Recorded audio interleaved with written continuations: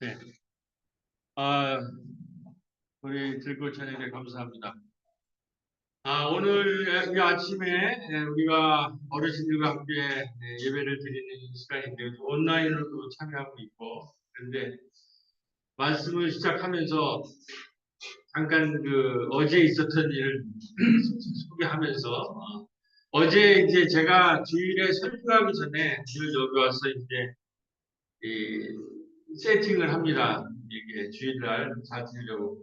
근데 그 전까지 제 컴퓨터가 전혀 문제 없이 잘 진행되다가 갑자기 다운돼갖고 지금 전혀 작동을 안 해요. 그러니까 이제 내일 아침부터 이제 어르신이 오고 설교하게 다 있고 그러는데 근데 그때부터 컴퓨터가 지난주에도 굉장히 다운됐거든요.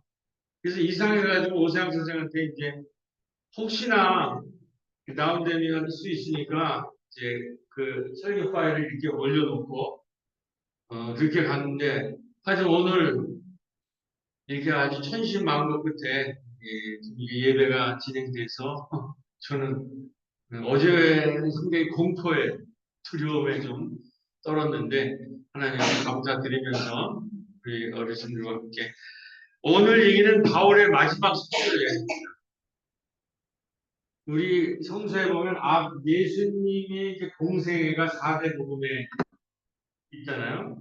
그 다음에 이제 사도 바울 얘기가 들어있는데 이 사도 바울은 이 전 세계로 예수의 복음을 전파한 사람인데 그 얘기가 지금 이제 마지막에 이제 이 사람이 이 사도 바울의 전 세계로 복음을 전파한 것에 이제 마지막 순간을 우리가 한번 공부를 하게 되는 겁니다. 보면 19절 한번 읽어보겠습니다. 그리하여 내가 그리하여 내가 예루살렘으로부터 두로 행하여 인류 이번까지 그리스도의 복음을 편만하게 전하였노라. 아멘.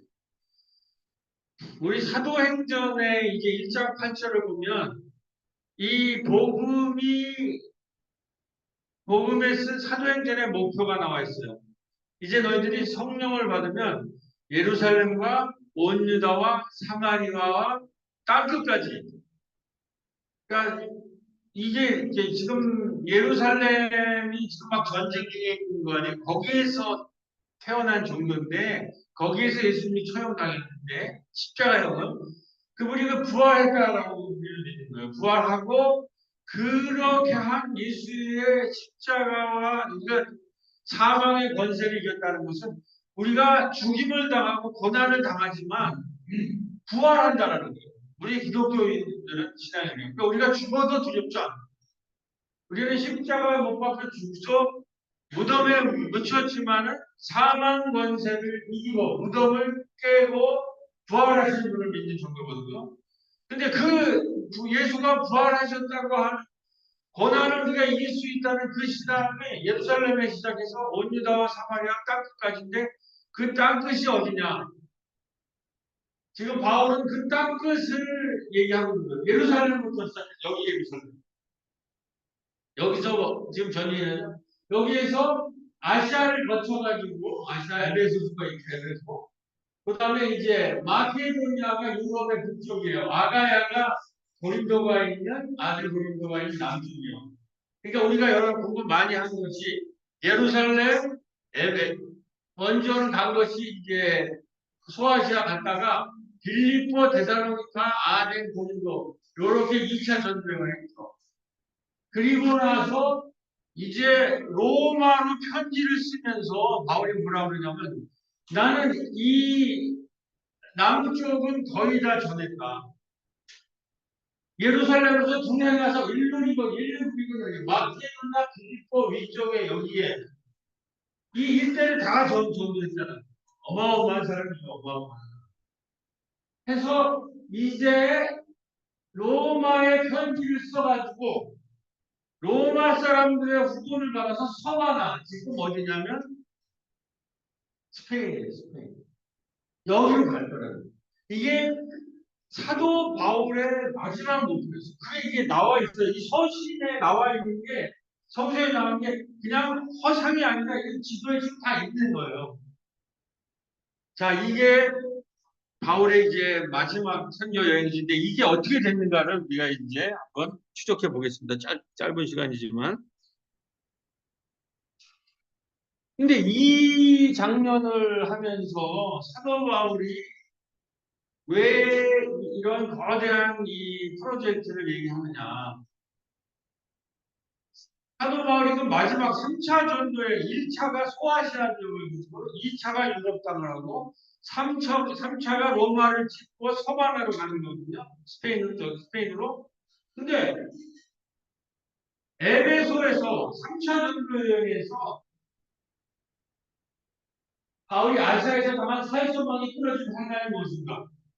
그 아시아에서 바울이 정말 살 소망이 끊어질 정도로 너무 고난을 당합니다. 이게 마지막 순간이에요. 그 사람이 평생을 거쳐서 소아시아와 유럽 땅에서, 그러니까 마케도니아, 유럽의 북쪽과 아가야 지방에서 선교했던 그 모든 선교 네트워크가 다 물거품이 될 것 같은 그러한 상황을 이 사람이 맞이하는 거예요. 그래서 이걸 어떻게 마지막 순간에 타개할 거냐. 저도 은퇴하기 직전에 코로나를 당한 거예요. 그동안 만들어 놓은 게 다 그냥 붕괴되고 무너지고 그런 걸 경험. 너무 실감나는 거예요. 제가 이 코로나 이후에 어떻게 이 선교를 해야 될지를 사실 이 바울의 마지막 순간을 통해서 잘 공부를 하게 되는데 무슨 소식을 들었냐면 사도 바울이 개척해 놓은 권소에 빌립보 데살로니가라는 마케도냐 유럽 쪽에 로마의 후견인 제도를 믿는, 그러니까 로마는 이 식민지를 지배할 때 전부 네트워크를 만들어요. 거기에 황제가 네트워크의 왕이고 후견인 제도를 만들어서 황제가 누구를 후원하는 듯이 해갖고 자기의 쫄병으로 만드는 거예요. 그러면 그 사람들이 또 후견인을 만들어가지고 후견인들을 도와주는 척 하지만은 사실은 그들을 지배하는, 그게 이제 로마의 식민지 정책이거든요. 근데 사도 바울은 그것에 반대를 해서 그러한 황제 중심의 후견인 제도는 그 사람을 지배하려고 하는 것이다. 그렇기 때문에 우리는 로마의 황제의 법이 따르는 것이 아니라 그 황제에 의해서 십자가에 못 박혀 죽었지만 부활한 이 백성들을 위해서 황제는 막 전쟁을 하고 사람을 죽이고 이렇게 하면서 그 세계 그렇게 팍스 로마라는 큰 세계를 만들었고 그런 후견인 제도가 결국 우리를 종으로 만들려는 것이다. 라고 얘기해서 우리는 로마의 후견을 제도로 하는 것이 아니라 하나님의 후견 제도를 만들어 하나님의. 그래서 루디아 같이 배운 사람이 있죠. 그 부자인데 많은 사람을 도와주잖아요. 근데 루디아의 그런 후견은 그 사람들을 지배하려고 하는 거예요. 그 사람들을 정말로 돕고 그 노예살이에서 해방시키고 자유를 얻게 해주려고 하는 거예요. 그래서 그 하나님을 중심으로 하고 하나님의 아들이 그래서 우리를 사랑하셔서 죽기까지 충성한, 그래서 로마에서 사형당했지만 부활하신 하나님과 예수라는 것 중심으로 이 새로운 세상을 만들어야 된다. 그렇게 해가지고 에클레시아라는 교회들을 곳곳에 만들었거든요. 아까 말한 곳곳에 예루살렘에서 출발해가지고 소아시아 지역의 갈라디아 교회, 유럽의 빌립보, 데살로니카, 고린도 교회 이런 걸 만들어 가는데 여기에 그 로마가 잘못돼서 새로운 걸 만들어 놨는데 로마가 힘이 세고 로마가 가진 게 많고 돈이 많으니까 로마의 후견인 제도를 흠모하는 사람들이 나타나가지고 교회 침투해서 요즘 뭐 우리 이단 사회 같은 신천지 같은 게 그런 사람들이 들어와가지고 교회를 어지럽히는데 교회가 넘어가고 있는 바울이 없는 사이에 저렇게 사는 게 좋겠다. 저렇게 살면 우리가 행복하겠다 그래가지고 그래서 바울의 마케도니아 빌립보 대사로니가 그 가짜 지도자에서 넘어갈 것 같은 불길한 예감이 바울의 마음에 사로잡고 고린도가 가장 심각했어요. 고린도는 그 후견인 그룹이 들어왔는데 그 그룹이 거기에 있는 사도인 아볼로랑 결탁을 해가지고 막 방언을 하고 막 광적으로 신앙생활을 하는 이상한 걸 만들어가지고 교회가 네파로 분열이 일어나. 그래서 야 이건 교회가 내가 세워놓은 게 그 말년에 해체될 지경에 있는 걸 직감하는데 이것의 해결책으로 그래서 사도 바울이 기도를 합니다. 하나님 어떻게 했습니까? 내가 몇십 년 동안 만들어온 아시아와 유럽의 모든 하나님의 네트워크가 지금 저 가시아 뉴스 저런 거짓 사도들이 넣어서 흔들어 놓는데 거기에 또 그 고인들이 거기에 휘말려갖고 갈등을 이루고 이게 다 해체될 지경입니다. 그렇게 하면서 마지막 두 가지 프로젝트 이걸 해결하는 거죠. 이렇게 흩어지고 그 로마를 따르려고 하고 거기 들어온 사람들은 전부 로마에서 출세하려고 하는 사람들이에요. 야망을 가진 사람들이 교회에 들어와서 그 은사 집회에 참여해가지고 잠깐 출세하고 힘 좀 쓰려고 하는 사람들이 들어온 거예요. 그런 것에 대항해서 어떻게 새로운 공동체를 만들어야 될 것이냐 했을 때 이 그동안 19년의 이 모든 교회들을 힘을 합쳐서 지금 예루살렘 교회 제일 먼저 세워진 예루살렘 교회가 기근이 와서 가난해지고 굉장히 힘들다니까 거기에 구제 구제를 하는 거예요. 그 헌금을 모아서 그 사람들을 도와주러 가자. 그리고 두 번째가 사도 바울이 가장 신뢰했던 베베라고 하는 것이 있는데 이 여성은 어느 능력이 뛰어난 모양이에요. 원래는 노예였는데 해방이 돼가지고 지식을 많이 쌓아서 그래서 그 뱀의 편에 로마의 편지를 내가 너희들을 반대로 가지 못하니까 이 내 편지를 읽고 너희들의 후원을 받아서 나의 마지막 목표인 서바나 스페인으로 갈 테니까 이 선교 여행을 좀 도와라. 이렇게 해가지고 마지막에 이제 사도 바울이 이 교회가 흔들리는 이 교회 그리고 그 모든 공동체 신앙이 붕괴되는 것에 돌파구를 하는 것이 이 바울의 마지막 순간이다. 그리고 우리가 이제 코로나 이후에 우리가 모든 교회들이 이런 어려움을 당하고 있는데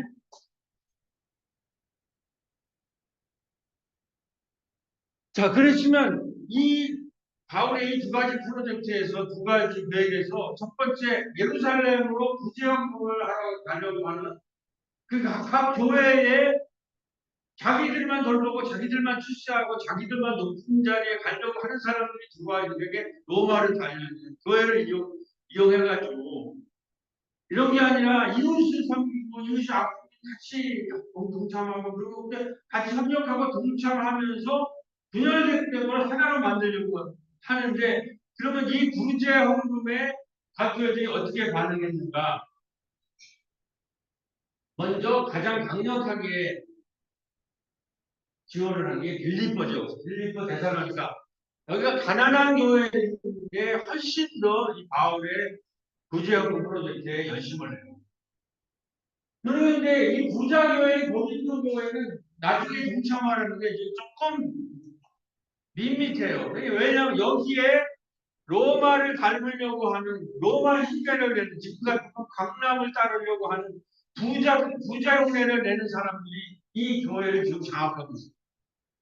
바울이 뭐 하면 뻔뻔히 반대하는 사람이 다 이 고린도 교회. 그래서 네 개가 분열돼요. 그래가지고 그런데 전반적으로는 나중에 고린도 교회가 참여했을 정도니까 전반적으로는 돌풍이 일어난 거예요. 그동안에는 그냥 각자 도생에 자기만 살고 부자 흉내내고 사도 바울이 가르쳐준 거는 콧방귀도 안 뀌던 사람들이 대사로니까 빌립보에서 여기서 열광적으로 먼저 하고 갈라디아 교회를 참여하고 그러니까 나중에 마지못해 고린도 교회에도 참여하는 그것이 오늘 읽은 15장 26절에 있어요. 지금 이 구제연금 프로젝트에 어떻게 참여하느냐가 이는 마케도니아와 아베아 사람들이 예루살렘 성도 중 가난한 자들이여 깊게 얼마나 연구하였음이니라. 이게 소신에 나와요. 칭찬하는 거예요. 마케도니아 아가야 이게 유럽이죠. 북유럽 아가야가 남유럽 사람들이 예루살렘 성도 가난한 자들을 위해서 구제연금하는데 연구를 하였다는 그리고 나서 고린도 후서에는 이건 이제 고린도 교인들 좀 밋밋한 사람들한테 열심히 참여한다는 사람 형제들아 하나님께서 마케도니아 교회에게 주신 은혜를 우리가 너에게 알리노니 그러니까 마케도니아 교회에게 주신 은혜를 알리노니 마케도니아 교회를 본받아라 열심을 안 하니까 환난이 많은 시간 가운데서 그들의 넘치는 축복과 구수가 많으니 그들의 풍성한 연고를 넘치도록 하였습니다. 그 마케도니아 교회는 너희들보다 훨씬 가난한 교회지만 넘치도록 그래서 하여튼 돌풍이 일어난 거예요. 돌풍이. 자, 그러면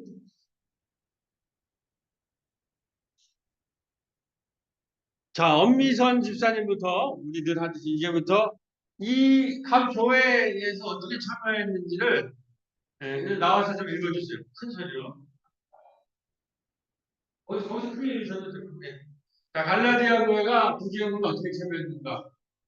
바울은 당시 파편화되어 목적의식 없이 살아가는 갈라디아 마케도니아 그리스도인 공동체에게 세상 왕들과 후견인들 허세의 고난을 견디게 하는 이기심, 개인적인 두려움, 연약함과 대한 믿음의 우선으로 너희는 유대인이나 헬라인이나 종이나 자유인이나 남자나 예수나 다 그리스도 예수 안에서 하나이니라 라는 사회 정의와 사람이 하나님 나라 상속자가 된다고 말씀합니다. 이 말씀을 들은 갈라디아, 마케도니아, 아가야 지역의 과거에는 이방인이었던 사람들이 상당한 헌금을 내어놓음으로써 구제연금은 성공적으로 모이기 시작합니다. 네. 갈라디아는 이렇게 우리 되게 아까 우리 이제 처음에 교독에 나왔지만 파편화되고 목적을 없이 살아가요 사람들이. 아무런 목적이 허무하게. 근데 그러고 나서 힘센 사람을 쫓으려고 그래요. 근데 사도 바울이 이 갈라디아에서 보낸 거는 너희는 유대인이나 헬라인이나 종이나 자유인이나 남자나 여자나 다 그리스도 예수 안에서는 하나라. 종과 종의 주인이 하나라는 게 남자와 여자도 하나라는 거예요. 그거는 지금 로마라는 걸 로마 황제 중심으로 전부 계급을 만들어주고 사람을 무시하고 억압하고 약탈하는 거잖아요. 그런 것을 뒤집어서 우리는 예수 그리스도 안에서 하나님을 중심으로 하고 그의 아들 예수를 중심으로 하고 우리는 남자와 여자, 주인과 노예 모두가 그리스도의 우리 공동체 안에서 하나라는 것을. 근데 없는 사회에서 로마 후견인이 들어오면서 이게 지금 무너지고 있고 그걸 다시 지금 갑니다. 이 대목에서 제가 하나 다음 주 예고를 하겠는데요. 여러분, 요번에 노벨 문학상 탄 사람이 누구예요? 한강이세요. 이건 어마어마한 일이에요. 이제 노벨 문학상을 우리나라 말로 우리나라 작가가 써서 읽을 수 있어요. 그래서 지금 동이 났다고 그러잖아요. 지금 30만 부가 틀렸대요. 100만 원. 근데 그 사람이 쓰는 게 뭐냐? 그 사람이 왜 세계의 한일원에서 그렇게 인정을 받고 세계적인 작가가 됐나? 그 사람의 핵심은 5.18과 4.3이라는 이유로 우리나라에서 힘센 자들이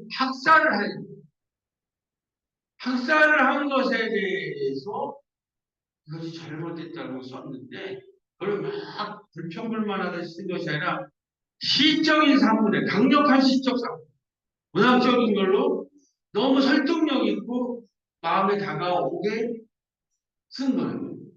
그러니까 다른 나라에서는 그러한 역사적인 과정도 없었고 그런 거 그렇게 형상화할 만한 작가도 없고 그러니까 세계의 유수한 지금 중국의 아주 뛰어나는 작가나 일본의 하루키 같은 사람을 넘어서 가지고 다 국정을 했는데 한강이 51세가 되거든요. 그건 우리의 5.16 광주와 그 다음에 제주 4.3 이런 거를 이런 우리의 역사적인 그 아픔을 그러니까 고난과 부활이라 그런 아픔이 나쁜 게 아니에요.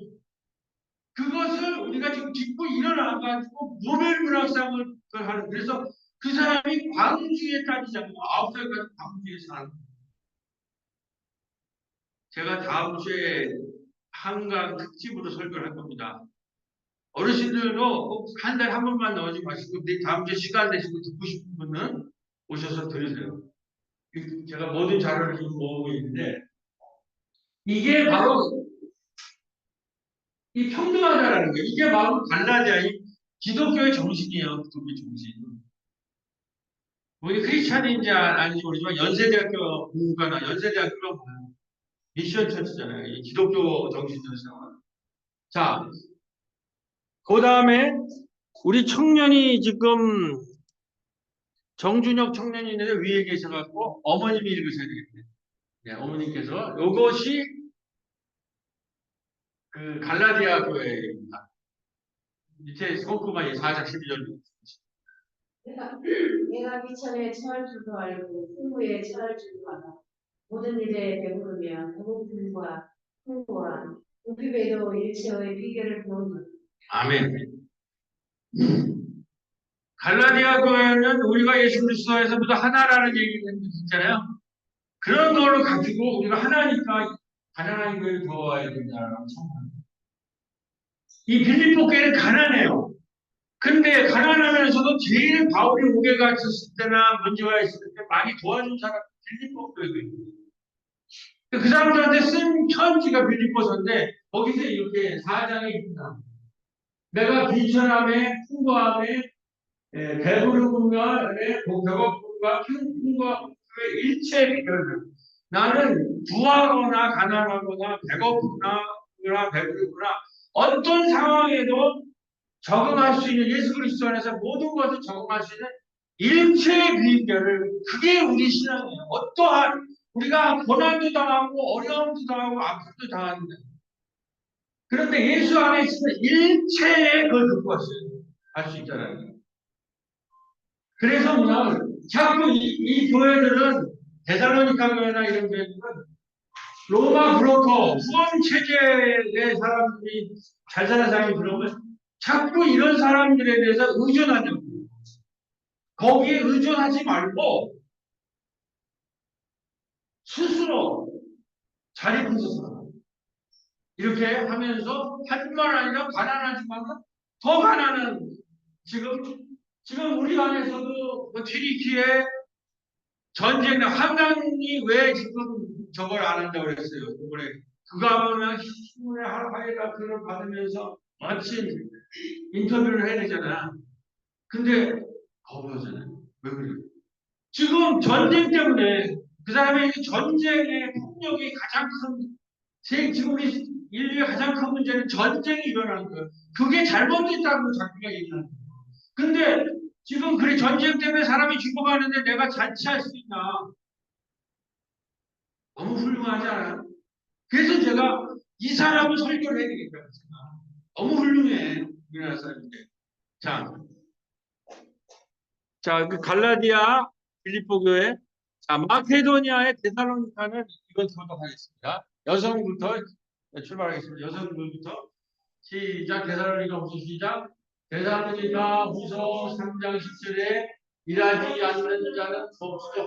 말하는 이야기가 있는 것처럼 데살로니가 교회가 이처럼 로마의 것이지만 지하 교회에게 의존하세요.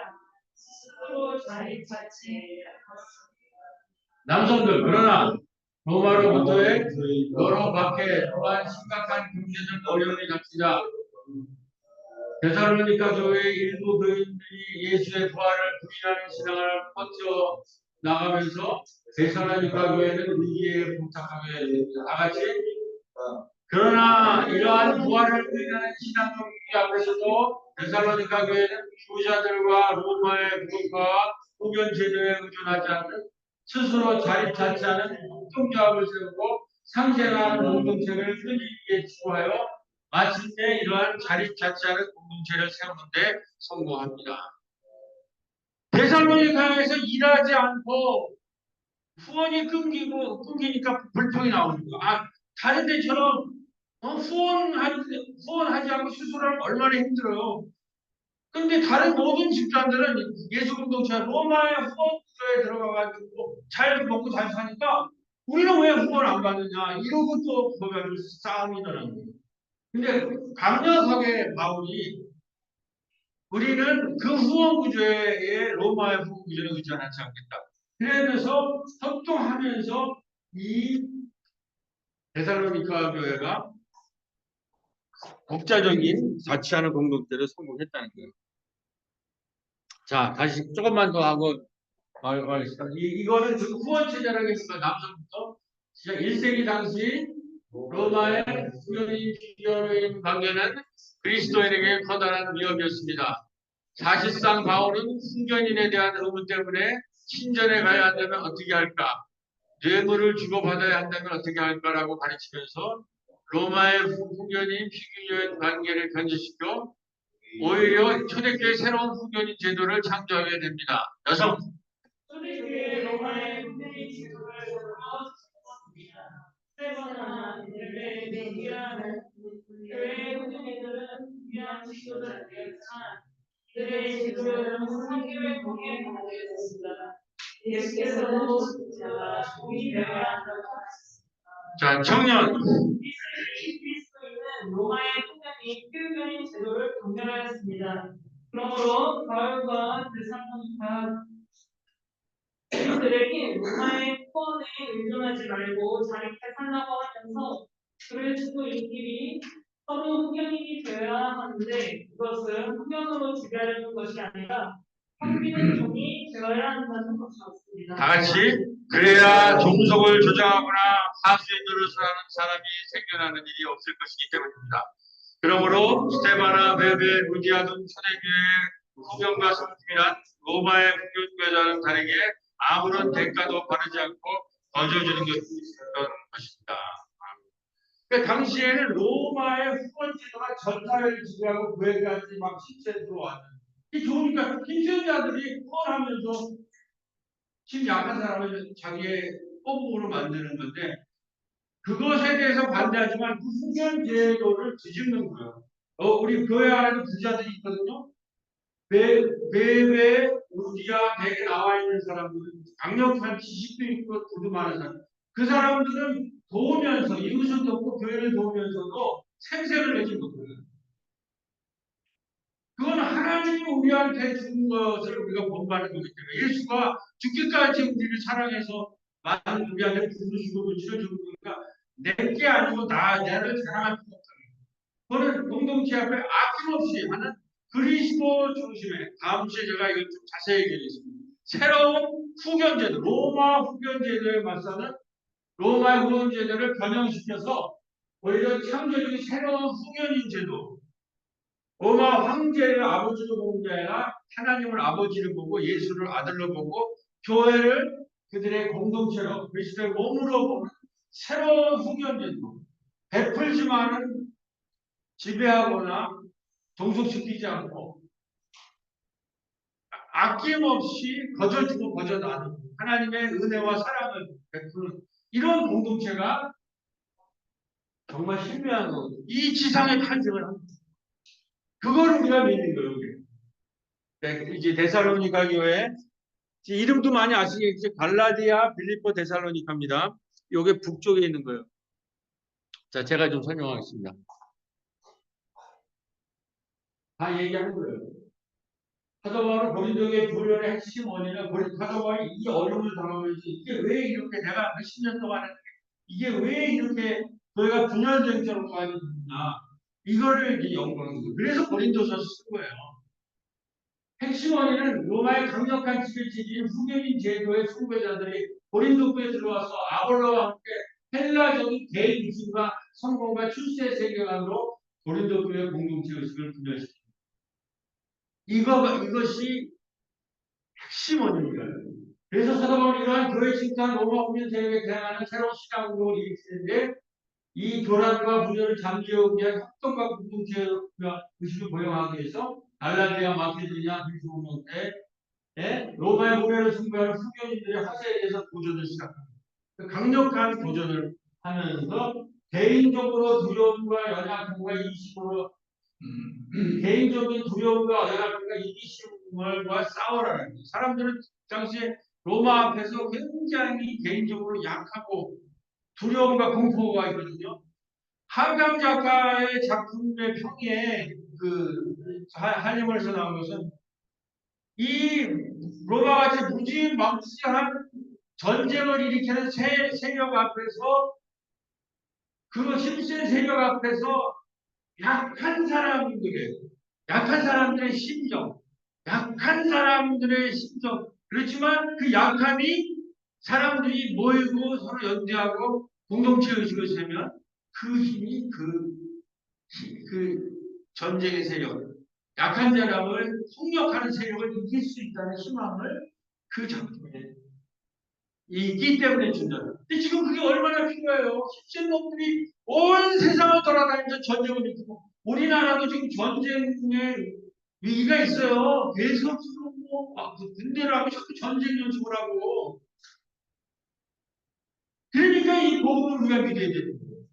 그래서 이거 우리의 이런 개인적인 연약함과 수고와 이기심들을 가지고 거기에 그걸 가지고 하나님의 신앙으로 철저하게 무장된 사람을 많이 하나님 나라의 상속자가 됩니다.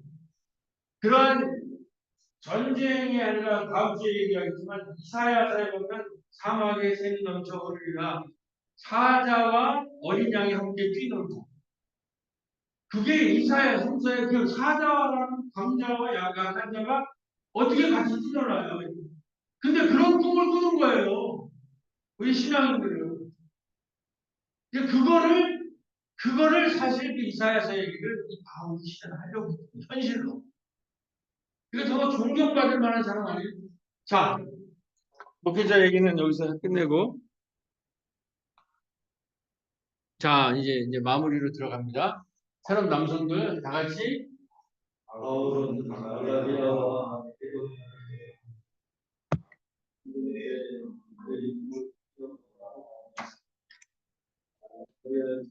잠깐만요. 아이고. 네. 갈라디아에서는 서로 남의 짐을 지어주십시오. 그리고 빌립보 교회의 성교적 운동에 통하였습니다. 바울은 자신이 세운 교회들이 하고 자율적이었지만 외부의 악명이 시작하면서 생기고 이제 대인의 한국과 바울을 위하여 모든 사회에 계속 성들을 거두기를 원했습니다. 바울은 가나도니아, 마케도니아, 아가야의 모든 교회들이 예루살렘 교회의 모든 형태로 동참하면서 교회의 통일성을 보여주고 각 지방교회 대표로 선택한 성도들 대표가 예루살렘에 전함으로써 각 교회의 지역적 영을 확대할 뿐만 아니라 아직 거룩한 도시 예루살렘으로 들어가 세상에 끝날 때 의로운 이 시온을 향해 나간다는 예언자 이사의 환상을 실현하기 원했던 것입니다. 자, 그러면 아까 구제헌금은 이렇게 해서 구제헌금은 어떻게 됐을까요? 이렇게 된 거예요. 갈라디아 북쪽에 데살로니가 갈라디아 여기서 열광적으로 하고 심지어 분열했던 고린도까지 참여해서 모아가지고 각 교회들 이게 지금 유럽 전체에 있는 데서 대표를 파송해요. 그 헌금을 또 누가 사도 바울이 그걸 유효한다는 것도 거짓 선물을 내갖고 그 대표들 다 오라고 그래가지고 그래서 그 대표단이 예루살렘으로 마지막 여행 가는 건데 이 예루살렘에 있는 교회에 야고보가 주도하는 그 사람들이 보수적 꼴통들입니다. 이 연대로 하는 이거를 거부해요. 이 지도자들이 신앙이 잘못된 겁니다. 그래가지고 바울을 체포를 해요. 좋은 뜻을 가지고 받아들이지 못하고 이 새로운 신앙을 유대인 그 사람들은 왜 그러냐 이방인을 받아들이면 안 된다는 거예요. 다 폐지면 이방인을 받아들이고 율법과 할례를 율법을 지키고 할례를 받아야 된다. 아니 이스라엘 사람들이 아닌데 왜 이스라엘의 율법과 할례를 받니? 그 가지고 엄청나게 예루살렘과 사도 바울이 싸웠는데 그럼에도 불구하고 마지막 가난해지니까 바울이 자기가 한 성경을 가지고 딱 그대로 갔는데 그게 이사야의 예언에 나오는 만민이 예루살렘으로 모인다라는 예언을 실현시킵니다. 거기서 예수처럼 체포돼가지고 재판에 거쳐서 이송됩니다. 그래서 이게 결국은 실패로 끝났어요. 이거 사도행전이나 이게 실패했다 이렇게 안 받아들 때 자세하게 나오지 않아요. 그 사도 바울행 이제 작가는 은혜가 없다고 좀 본 것 같아요.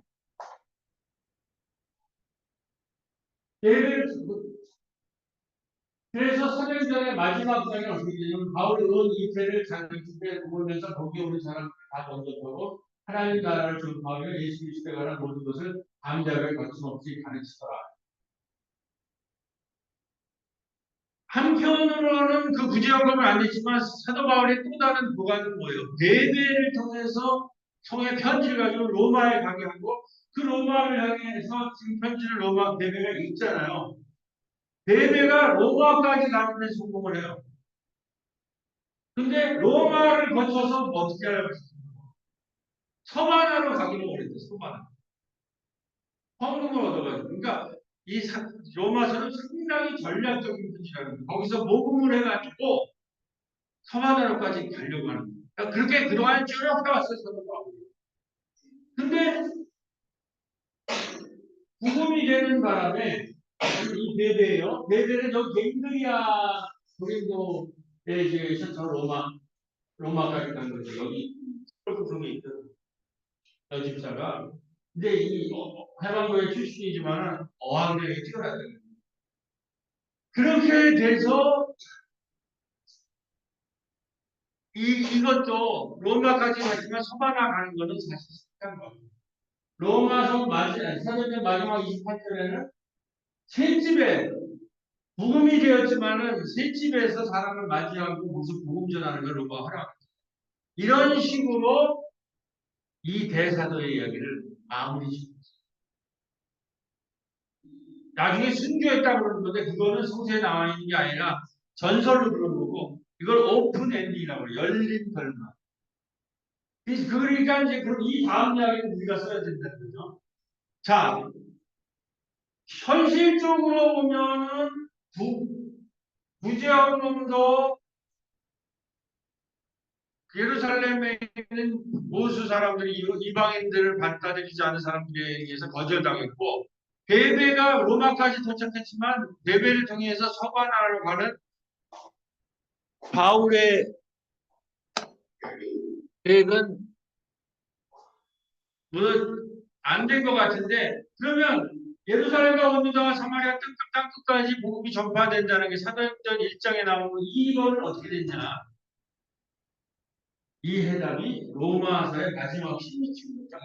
로마서 16장. 이제 빨리 가야 되겠네. 로마서 16장. 자, 16장 들어가면 이렇게 돼 있어요.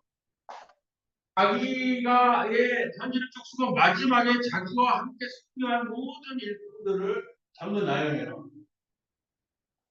그러니까 첫 번에는 이제 갱그리아에 있는 베베를 보낸다는 걸 썼고, 그 다음에 요거 15장에 나오게 16장에 가면은 여기는 갱그리가 보내주니까 무엇이든지 그를 도와라. 그 사람은 내 모든 걸 갖고 가서 도우라고 얘기하고, 그 다음에 16장에 가면은 그리스도 예수 안에 있는 나의 동역자 브리스길라와 아굴라에게 문안하라.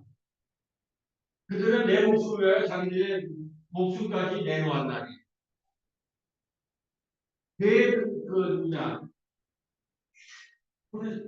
베베 나온 다음에 브루스가 아굴라 나오는데 그 사람들을 굉장히 칭찬.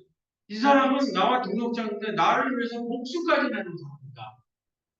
이렇게 이제 칭찬을 하고 그 다음에 이제 계속 얘기가 나오는데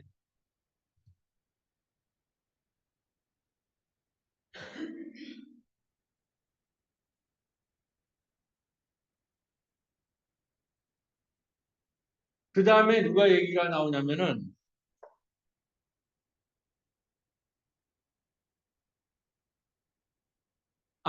그래서 먼저 얘기하면 이 로마서 16장을 보면 바울과 함께 일한 일꾼들이 나오는데 그걸 보면 로마 안에 이 무르스라 아그라 중심에 유대인 가족들이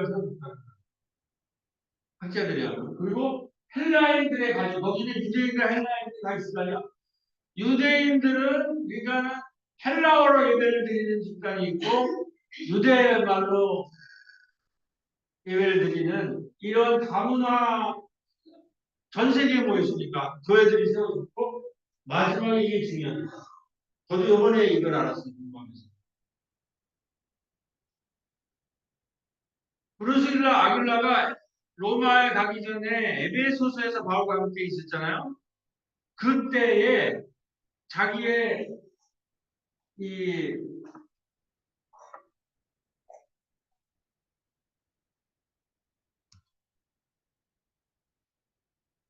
이게 이 사진이 빠졌나 왜 이게 안 나타나지? 그 천막을 사는 사람 아니야. 그래서 바울같이 있잖아. 로마 천막사.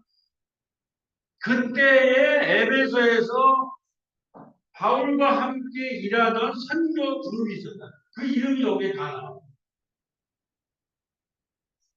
그러니까 브루스가 아굴라가 유대 유대인 교회를 세우고 또 헬라인 교회를 세우고 그리고 여기에 강력한 일꾼들이 이 부대가 있는데 선교 일꾼들이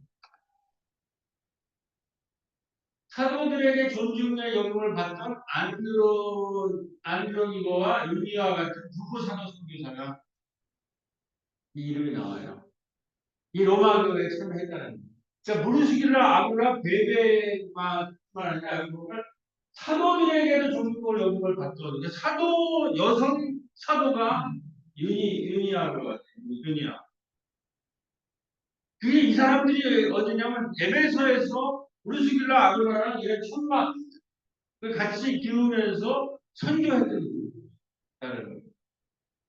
그리고 아시아의 첫 열매라고 하는 에베네도.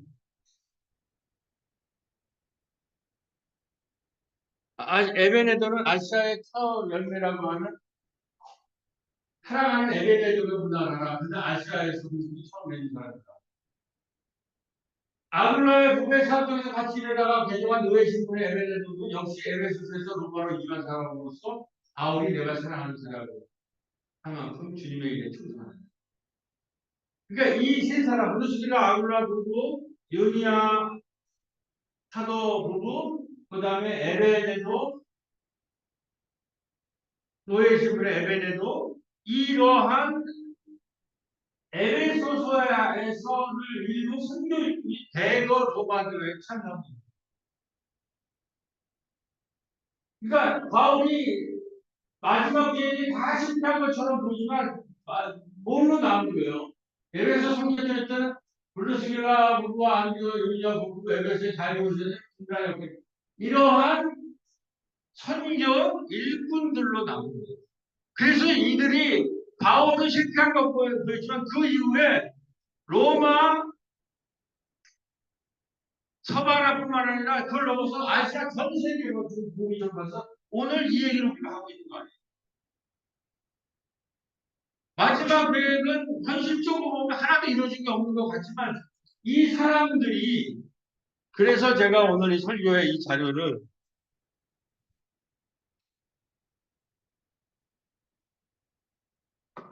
그럼 우리 양떼동의 새롬교회에도 이러한 오늘 이 설교를 하는 일꾼들이 있잖아요. 이게 연관이 없어. 왜 여기에 이런 이 장면이 나오냐. 사도 바울이 마지막에 그 로마서에서 누구를 얘기해요? 자기와 함께 일한 사람들을 자랑이라고보다 마지막으로 남긴 거 아니에요. 그때 바울의 심정은 어떻겠어요? 굉장히 참담했어요. 그 사람들이 16장에 남아있는 거예요. 그래서 바울의 그것이 결국은 하나님의 뜻으로 이루어져 가고 있는 거예요.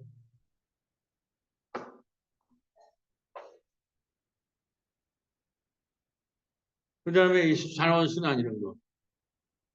이렇게 우리가 읽어야 됩니다. 자, 시간이 빨리 가서 이제 마무리 기도 다 하고 마치겠습니다. 5분이 지나서 죄송합니다. 자, 이제 저랑 같이 마무리 기도하겠습니다.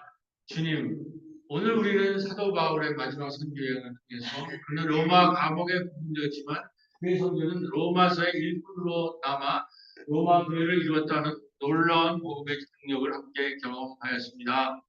로마 교회에 이 함께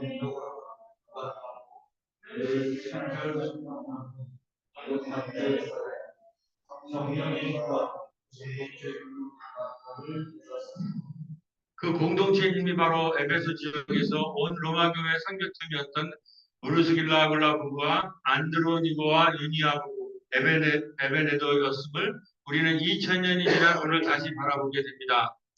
이제 추수와 감사의 계절에 우리 새롭게도 양태동 마을에 활짝 열린 돌봄과 문화의 마당이 되어 사랑과 환대가 넘치는 은혜의 공동체가 되길 주님의 이름으로 간절히 기도드립니다.